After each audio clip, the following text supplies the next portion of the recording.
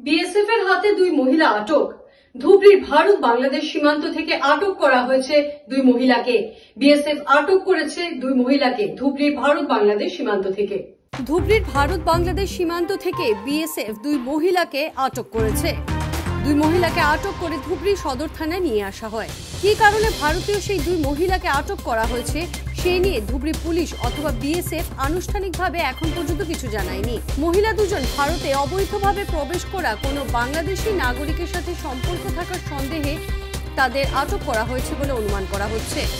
ধুবড়ী পার্শ্ববর্তী তথা দুর্গম বর্মনপাড়া অঞ্চলের ভারত বাংলাদেশ সীমান্তবর্তী অঞ্চল থেকে আটক করা মহিলা দুজন ভারত বাংলাদেশ সীমান্তের নিকটবর্তী ফুলকাকাটা দ্বিতীয় খণ্ডের জাবেদা খাতুন এবং টাকিমারির তহরিন বিবি।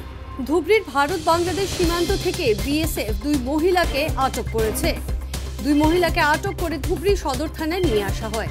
কী কারণে ভারতীয় সেই দুই মহিলাকে আটক করা হয়েছে সেই নিয়ে ধুবড়ী পুলিশ অথবা বিএসএফ আনুষ্ঠানিকভাবে এখন পর্যন্ত কিছু জানায়নি। মহিলা দুজন ভারতে অবৈধভাবে প্রবেশ করা কোনো বাংলাদেশি নাগরিকের সাথে সম্পর্ক থাকার সন্দেহে তাদের আটক করা হয়েছে বলে অনুমান করা হচ্ছে।